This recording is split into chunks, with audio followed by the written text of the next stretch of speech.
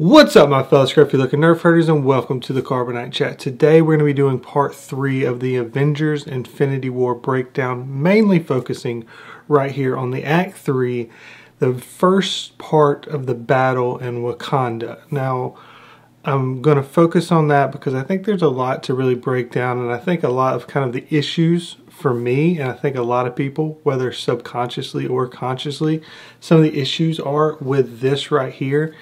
And I think it comes down to the directing from the Russo brothers. In their defense, they do really well with all the rest of the stuff. You haven't seen my prior videos of part 1 and part 2. This is not hate. This is, though, probably the one that I want to kind of be the most critical of. But it's more just trying to, you know, open up on some of the things they maybe could have done better in a film that I did really enjoy and that I think is good. So this is not hate. This isn't like trashing the film by any stretch of the imagination, but it does have some flaws.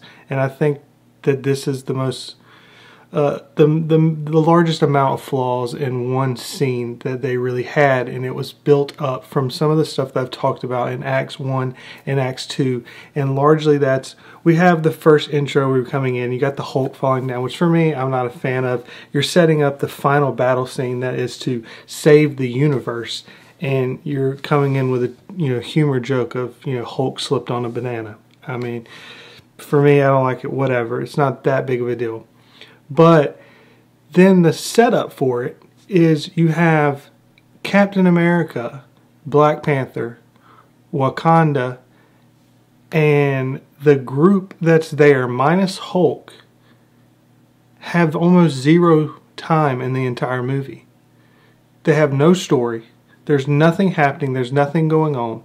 We've had about a minute with Wakanda, and we've had a very small amount of time with Captain America and them. The characters that we actually had that's in this vicinity that's had a period of time is Vision and Scarlet Witch, but they're up, pulled off away.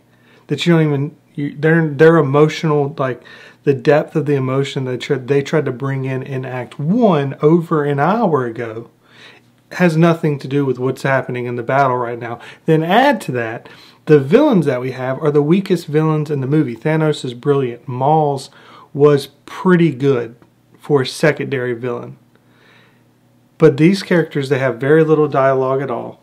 They have nothing really going for them. We've already seen them fail once.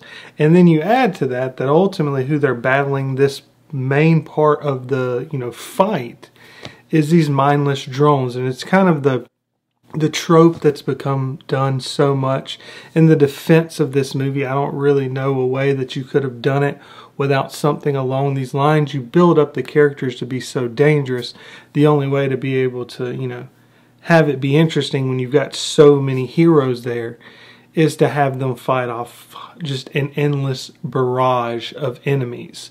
Now, in defense of these enemies, though, the one thing that's the worst trope ever that's not done quite as much anymore, but the Avengers have done it, is the whole destroy the head and then everyone else dies. At least you didn't have that.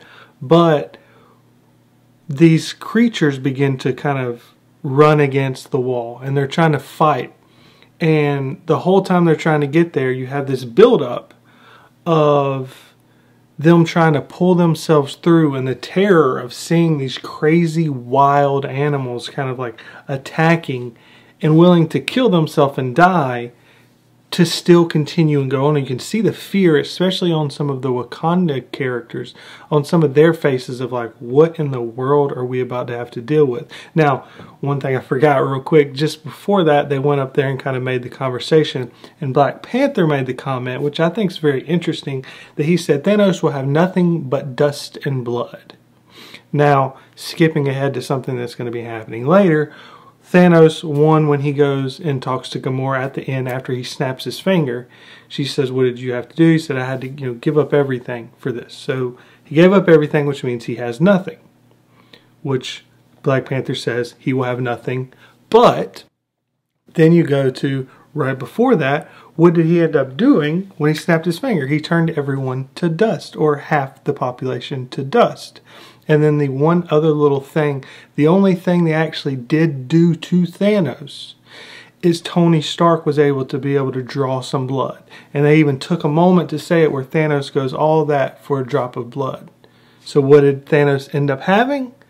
Nothing but dust and blood. It's just one of the little things that I think that when people are talking about it being just a dumb popcorn flick and just a, event blockbuster and there's nothing more to it, I think there is a lot more to it, and I think that we'll be able to dig more and more into it when the second one comes out. But anyways, these creatures are kind of going through, you see the fear. I think it would be better to kind of make it almost like a horror thing. I do like the build-up of this. You're about to have this huge battle. Take the time, let the stage kind of set itself a little bit, especially since we haven't had any time with these characters. But one thing I think that could have kind of elevated the kind of intensity of this is when they're leaving, Black Panther, when they were up top, Black Panther says, get everyone out of the city, evacuate the city. Now, I think it would have been better if they would have still had them being, trying to evacuate.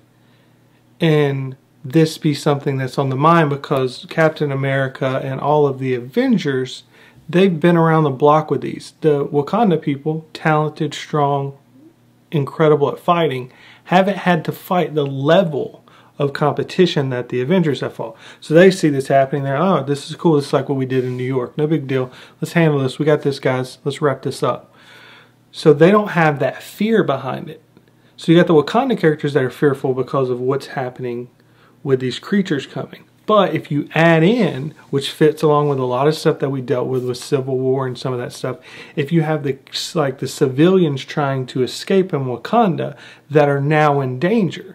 And then you also had the end of Black Panther where they're opening up themselves to the world for the first time. And now, after opening themselves up to the world, now they're already in danger. And you could have had the line earlier that was by M'Baku, who said, this is the fall of Wakanda. This could have been said earlier that would have set up the fact that, these people are about to get hurt. And that makes then Cap and some of the other Avengers, their worry is something may happen to the civilians. So then, again, you're elevating the tension. You're elevating kind of the fear of the characters and the desire that they have to succeed here. And just, I think, would have added a little bit more to it, along with trying to actually build up these characters where they actually had a story in this movie. Because I think, ultimately, probably would have been better to make this actually a trilogy. Which, whatever. But it would have been better to do a trilogy because you had Tony's story, Tony, Peter Parker, Doctor Strange, Thanos, Gamora, the Guardians, Thor. Their stories are phenomenal, really, really solid. They really build up all those characters. But then you come to Captain and they don't have anything. Then we get to the tactics of what's happening in this battle. It starts off and they're trying to get through. As they're trying to get through, they set up the shields with the, Wakanda technology. And some of them are getting through and they're way back. And they're just picking them off from far away. And then Falcon and Rhodey are flying over the top, kind of dropping bombs on them. This is working fairly well. But then when they say, let's let them in which when they said, let them in, it could have been, if you would have done what I talked about, having Wakanda not completely evacuated, she said, are you sure, my king, or whatever she says, the city's not fully evacuated. And he's like, we've got to do it. And so this reminds you yet again, they're not evacuated. We've got to do something. Instead of it just being about protecting Vision. It's about protecting Vision and it's about protecting Wakanda. And again, that elevates it just a little bit. But as soon as they say, okay, open it up, they decide to run forward. Why do you run forward here? Would it not be strategically smarter to sit back, wait, let them come to you, pick off as many as you can as they're coming, have the people flying over the top, dropping bombs, picking them off as much as possible, and then once they get to you, you're fighting less, as opposed to just running up into the middle of everything. I get it, it's a cool scene, it's stupid, but with them running in, it's cool to watch Cap and Black Panther run forward. And when they first ran into it, and it was kind of this, crashing in together of the two just kind of running in groups, it reminded me very much of Game of Thrones' Battle of the Bastards scene, which was a really, really well shot fight scene. Unfortunately, as soon as you start to get that feel, it pulls back out and lets you see the scope of what's happening. And I think that's unfortunate. I think what would have worked better for the way it was setting itself up. It took a lot of time to build up the suspense, to build up the tension, to build up that fear of, oh my God, look at these crazy creatures that will do anything to attack us. And as they're running forward, you've got this kind of overshot that shows these huge groups running into us, what they use in the trailers like crazy. Once you get into it, put us in the situation of the characters. Let us feel what they would feel. They've had that fear, they've had that tension building up, and now they're in the middle of it, and it's this onslaught of never ending, where you're in the middle of it and the camera's moving with the characters as they're trying to fight and dodge somebody, hit somebody, move, and it's relentless. It's relentless for the characters, so it should be made where we feel like it's a little relentless to us as well. Like if you've seen in the show Game of Thrones, how it was for the character in the Battle of the Bastards, where you're in it, you can't do anything, and it's unrelenting, it's never ending, and that's how you should feel in this scene. That's how you should feel in this moment. And I think it would have been a lot better if they would have done something kind of more along those lines. Would have worked a lot better. I think it would have elevated the scene a bit more. Then it cuts back to Vision for a small second, and again, this is where just the flaws for me. You built up in the first act this relationship with Scarlet Witch and Vision, and then we haven't really seen it much at all. We didn't see it at all in the second act. And then you're cutting back to him, and she's not even like really there. You're cutting between shots of like Vision's head, and then the doctor, who I never can remember her name, and she's doing some work on him. Why not at least use this to build up some more of the relationship between Scarlet Witch and Vision? This is going to be the end moment. Their love, her desire to not want to kill them. That's a special thing that happens that makes the end very emotional. And it's still emotional, and it still works, but it just could have worked better. Then you cut to Thor. Not much to really break down on this scene, but itself it's just good. It's just good quality scene. Good quality scene. I don't think that's it's really well done. It sets up Thor. Thor's story arcs are very good through this. His desire to beat Thanos, he will sacrifice anything to be able to beat him. And then you have the kind of turn with Groot. You have the connection with Rocket there, that as soon as he sees Thor in trouble, he pulls in and he goes. He's trying to bring back Thor. Like, you're seeing this care from a character that when we first met him refused to care for anyone. And so I really like this overall. It was just really solid, done in about 2.5 minutes. And then right after that, we cut back to Wakanda. And this is where you begin to see the turn of the battle, where they are beginning to get overwhelmed. And you're starting to see the losses. And this is, much like I said, I wish they would have kind of done like the Battle of the Bastards fight scene at the beginning when they first rushed in. Like if you would have been able to have that type of fight scene there, and then cut to Thor, and then cut back, and make these adjustments that I'm about to suggest. I think that this could have been so much better. And again, this is why I think this is a really good movie, but it's not a great movie because of these things. And I think if, again, as well, that I got to keep harping on, because this is just the biggest issue for me for the film, is the lack of development of these characters that we're going to be following for the chunk of the third act through the second act. There was nothing for these characters. So my biggest problem with this scene happens very quickly, and there's quick cuts. It's not as much that it's shaky cam, but that the cuts have no rhyme or reason to them. They just hop, hop, hop, hop, hop. And it's so hard for you to follow, and it's so confusing for you to be able to see what's happening, that overall it just doesn't really makes sense. You can't catch it. You can't pick it up as you're watching it. And so it's kind of just like stuff happening. This is just the huge event, blockbuster, stuff's happening, yay, happy. But it's not really doing much for the story. It starts with Bucky in the middle. Then he cuts left. Then it jumps around in the middle and begins to get kind of attacked and swarmed by so many creatures that you can't really even tell what's going on. It then goes to the middle where you have both Captain America and Black Panther fighting in one little moment. And then they begin to kind of spread out left to right. Your eyes don't know where they're supposed to go. Do you go to the right with Black Panther? Do you go to the left with Captain America? Then you have a back shot of Rhodey in the middle of the screen. He begins to fade off to the right. Then cut back to the front with him in the middle again. Then he's knocked down and thrown off to the left of screen. Cut again to him into the middle of the screen, collapsing onto the ground. Cuts back to the villains being able to catch it, and then one of the characters is jumping across screen, which cuts to the next cut, which is Black Panther. Black Panther then gets kind of pulled around and dragged around. The whole time, though, that he's being dragged around, he's in all black. These creatures are in all black. There's like 4 or 5 of them in the middle of the screen. How do you know which one to watch? How do you know which one to follow? He's then tossed off to the right of screen by one of the creatures. Cut to the middle of the screen, Captain America fighting. Then it's a back shot up close of Captain America with the villain all the way up in his face, kind of attacking. The villain's in the middle, but so up close it's hard to even tell what's going on. And again, this is moving by really fast and really hard to keep up with. Then we have Captain America thrown from the left of screen, rolling across to the middle. Cut to Hulk moving in from the right of screen into the middle, where he's then jumped on and attacked by a bunch of characters. Now, all of that actually ends up happening in about 38 seconds. Now, that is way too much moving, cutting from one moment to the other, where your eyes don't know where to go. It's jumping from one spot to the other, and there's no rhyme or reason. It's not like your eyes start here, and the characters move over here, and then they move over here, and then you don't know geographically where you are in the scene. You don't know where who's where, what's going on. And that's something that they did brilliantly with the first Avengers with the New York battle, where it was moving around screen, but it was moving from one spot to the other spot, and you were following along.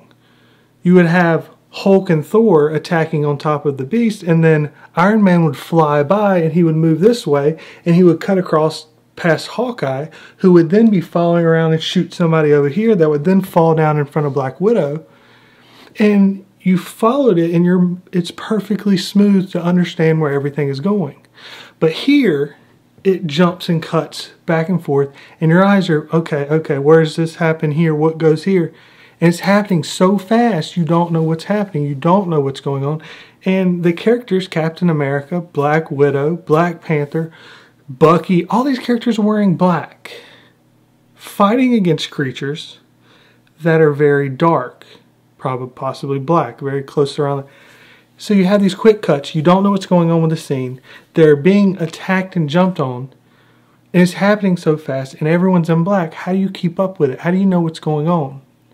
It doesn't make any sense. Now, the other option, which I would suggest, is doing what they did with Mad Max Fury Road. Now, in Mad Max Fury Road, if you've seen it, which you should see it, there's stuff happening everywhere. It's chaos all over the screen. Everywhere something's happening. Fire, bikes jumping, multiple cars, everything going on. But because it's brilliantly directed and brilliantly shot, and again, the Russo brothers, in their defense, were comedy TV show directors that are now doing this. So they're not very skilled in action. If you watch the progression of their stuff from Winter Soldier, very much shaky cam, very much not the best action shots that you can have, but an incredible story. And then you go to Civil War, which had a much better visuals, but it was actually, they brought in the director of John Wick to shoot a lot of those. So that explains why it was a little bit better shot in those. Then we come to here, and they have improved, but it's still kind of lacking in a lot of ways. So if they would have followed along the lines of what's done in Mad Max, where there's so much stuff going on, there's so much stuff to see, it's a big, extravagant, event-type, blockbustery film, but all action and everything happens in the middle of the screen. The camera will move itself or place itself around so that you can see a different shot, see a different angle, but the action of what's going on is always in the middle of the screen. You're always being able to focus. Your eyes don't have to figure out where you need to see. You can still kind of take a look around the screen and see all that's happening, but you always know, if you want to know exactly what the director's wanting you to see, where the story's happening at, you look directly in the middle of the screen. And I think when you're shooting something as chaotic as this, that would have been something that would have been much smarter to do. And instead of cutting around and moving around like this and having the characters jump into positions, and a lot of the cuts were these wild creatures that are jumping around and attacking, it would be one of them jumping and attacking, and it would cut to someone else being jumped and attacked, which sounds like a reasonable cut. But other cuts would be character on the over here, and it wouldn't even be a match cut. Where a match cut would be they're in the same like quarter quadrant of the screen, and then it matches over when the next one, so you follow it right there. They did it occasionally, but imagine it along these lines. You have Bucky, which is the first shot, and you're up close on him, and he's kind of firing off on everything, and then all of a sudden he gets jumped on and hit. And once he gets jumped on and hit, pull the camera back a little bit, and as the camera's being pulled back, still in the center of screen, you're getting a better shot of 3 or 4 jumping on him, which is what's happening in the scene. And as you're watching the 3 or 4 jumping on him in the middle of the scene, then you can see them get kind of tossed off. And that's where you see now it's actually a match cut to where the middle of the screen still, where Captain America and Black Panther have done tossed off 2 or 3 of the villains, creatures attacking, and then they begin to move after them. So here's a point where, to follow the way they did it and shot it, it's beginning to break off. So where does your eyes go? About the time you're trying to figure out where your eyes go, in from behind the camera comes in Rhodey flying up right into the middle of the screen, and you follow him with the camera, and then you have a behind shot of him shooting down and attacking everything. Then you, as you're seeing what all he's shooting and turn around, you turn around to the match cut on the front of him firing off, and that's when he gets hit. When he gets hit, he gets thrown down again onto the middle of the thing, and then it goes to a match cut basically to Black Panther, who was in the middle of the screen. But then what happened was he was getting dragged around, and it's hard to see what's happening or what's going on there because they're all matching in color. But what they could have done is to move the camera with it. Now this is where we get coming to the issues with action films now, is they're trying to make it realistic. They're trying to make it like, oh, we're moving around. You've kind of got a POV experience. It makes you feel like you're there. The problem with this is a lot of them don't do it very well. This Paul Greengrass who did it with Jason Bourne, and it was done very well, and he set up a lot of things in that, and I don't want to break down how he did his films, but the way he did it in such a way that he made it with lighting or the colors that were set up with each character so that you would always distinctly know which character was which. So even though it's shaky cam and it's moving, you can't see exactly everything that's going on. You understood it because of certain things like color, location. All these things were always completely understood. Because these directors aren't skilled enough to do that, which is understandable and fine, it would have been smarter to then move the camera with that. So Black Panther's being dragged around, and you're still seeing that. But as he's being dragged around, the camera's moving with it. And so you're feeling yourself being moved around. But the whole time, Black Panther's kept in the center of the screen. So you're always able to pay attention to the character that you're supposed to, and you don't get lost with, whoa, where is he? Because there's 4 people in all black right now, jumping all over the place. What's happening to Black Panther? I can't tell. Then you would be able to see that. And then as he's tossed off, move the camera off there and then match it to as he's moving across camera. That's when one of the creatures jumps onto Captain America. And then you don't have such a weird close-up that's able to show the creature. And I guess it's for like kind of horror aspect is the only thing I can think of, the shot. But it doesn't work when it's like a half-second shot. So then he's tossed and rolled across screen, and then it goes to Bruce Banner and the Hulk thing. And you get the point. But if it would have been done that way, you would be able to follow the action of what's happening in that scene to be able to understand and keep up and go along with the story that entire time. And I just think that that would have been kind of the best thing to do for this, to elevate this scene and to make the action and the way it's shot so much better, that even again with some of the issues that I brought up with Act 1 to Act 2 that I'm not going to mention again because I've mentioned it so many times, that it still would have kept you so into the scene and so into the action, and it still would have gave you the same feel, but I think even more, because instead of trying to think about who's where, what's going on here, you're just thinking about, wow, this is a relentless attack, what's going to happen to these characters.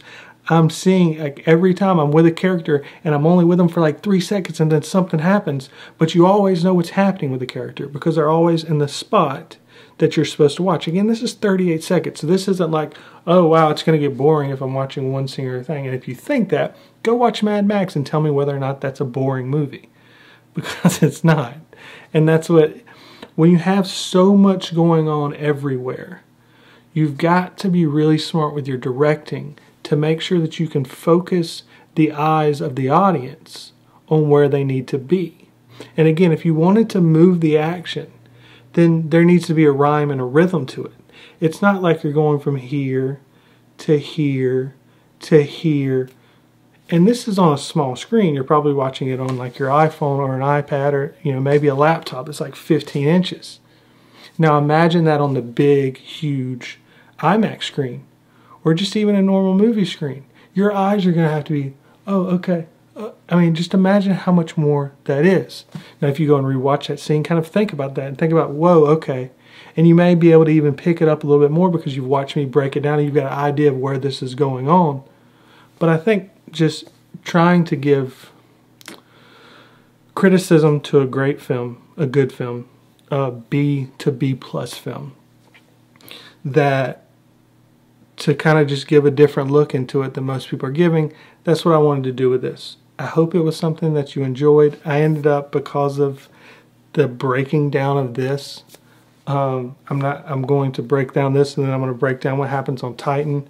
But I just want to keep this in one video because it's a lot to kind of chew on, I think, and kind of think about as far as such a big movie. And it's such a big movie. Why put it into everything that's going on? Let me break down and focus in and kind of hone in on specific things for each little moment. I think that's better for y'all watching it. I hope so. If it's not, it's a little too late for you to say, no, I would have rather had it all in one video. But that's, anyway, this is this video, part 3. I hope you enjoyed it. I hope it kind of, was a little bit enlightening on what's going on, or maybe I'm just talking about a bunch of dumb stuff and everyone's already clicked off. I don't know. But those are my feelings and thoughts on kind of these 3 scenes as I'm going scene by scene. If you haven't been watching so far and this is your first one, I have broken down the first 2 acts going scene by scene. So go back and check those out. I'll have them linked at the end of the video. And so also comment down below if there's anything that you think about, want to talk about, ask about, discuss about, anything to do with the movie. I look forward to discussing that with you. You can go to my TeePublic page. It is linked down below if you want to get any of my t-shirt designs or anything like that. That'd be absolutely incredible. If not, thank you very much for watching. And as always, never forget you nerf herders. I love you.